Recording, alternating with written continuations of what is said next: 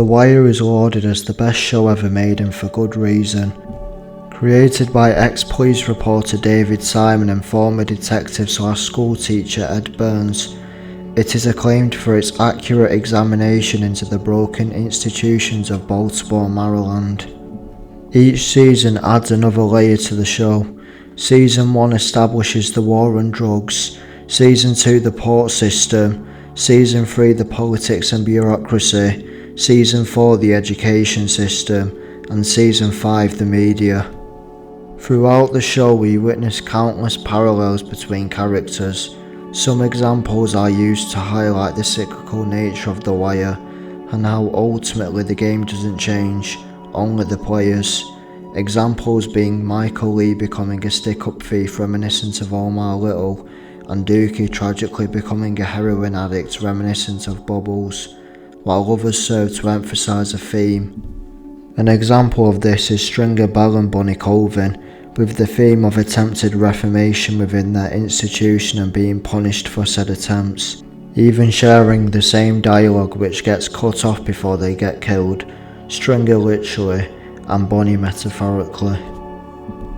However, there are parallels that combine the two aforementioned examples, one of them being D'Angelo Barksdale and Namond Brice, which not only represents the theme of crime being passed down from generation to generation, but also highlights the cyclical nature of The Wire, by not only showing us how a person like D'Angelo became who he was, but also who Namond would have become had Bunny Colvin never adopted him, as they bear a lot of similarities. Beginning with their respective upbringings, D'Angelo was essentially born into drug royalty, not only being the nephew of Avon Barksdale, but also the grandson of Butch Stanford, while Namond was also born into crime royalty, as he was the son of Barksdale enforcer Weeby, who was the organisation's primary enforcer, and who got life in prison for a dozen murders. Nepotism is prominent in both of their characters as a result of this, as in D'Angelo's case, he never had to work his way up, as he began to work when he was already granted a tower, and it's only when he gets demoted to the pit after murdering Pooh Blanchard that he realises the harsh and bitter reality of the drug game that he was sheltered from his entire life. Whereas Namond works as a corner boy for Bodie, where he proves to be incompetent and lazy, it's then revealed that the only reason Bodie let him work was because of his mother's request and the respect Bodie had for Weeby. This is also shown when Namond gets his own package and crew, where Bodie only helps him for the same listed reasons. The next similarity lies in their mothers, and the dynamic which they both share with them, as Brianna Barksdale and Namond Brice both pressure their son into the drug game purely out of self-interest. More specifically, the materialism it brings, yet they shield it under the masquerade of standing tall and making their family proud.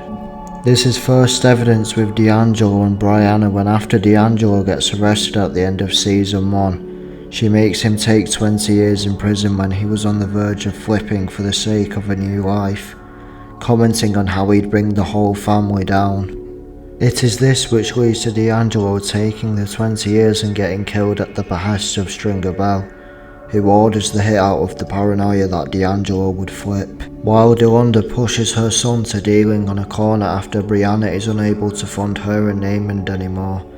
where instead of getting a job for herself to provide for herself and her son, she pushes him to do the work and become a soldier like his father.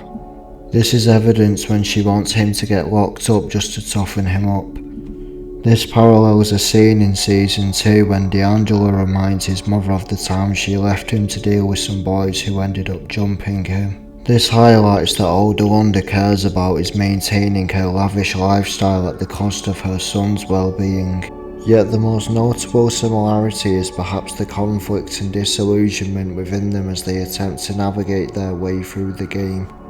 which they both aren't cut out for but put on a tough exterior to shield their struggle. This is evident in D'Angelo's case when he tells the story of how he murdered Avon's girlfriend, when in reality it was Weeby who carried out the hit. Other examples include him breaking down while being interrogated by Bonk and McNulty as they make him write a letter to William Grant's quote-unquote children. When he near breaks down as he thinks he's being set up by Weebay, and when he questions Stringer and Wallace's whereabouts after hearing he's been killed. While in Namond's case, he bullies others such as Dookie, and either talks provocatively or about drug dealing, as well as claiming he's a soldier like his father, which he says to his mother, who severely neglects him and is the reason behind his tough exterior. Examples include him getting tricked off Canada not having it in him to take revenge, leaving Michael to leave him bloody, which disturbs him, as well as when he nearly gets jumped by Sherrod and when Michael slaps him after antagonising Dookie, which causes him to burst into tears. It's this event in particular that makes Namond realise that he's not built for the game and doesn't want to live a life like that of his father. However, despite the similarities, there is one crucial difference that separates the two characters. That being the fact that D'Angelo unfortunately never had a positive influence in his life and an opportunity to escape the game at a very young age. As if someone like Bunny Colvin had approached Brianna, Avon, or another member of the family,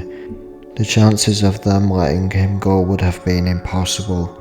However, Namond was able to be saved from living a life like D'Angelo due to having a positive influence in Bunny Colvin, who was able to convince Weebay to let him adopt his son, not only because he's not cut out for that life but also the potential he showcases, which in itself highlights the twisted foster care system. As Bunny Colvin is able to convince a cold-blooded murderer who's serving a life sentence what's best for his son, while Carver is unable to convince the foster care lady to do what's best for Randy, despite it being her job.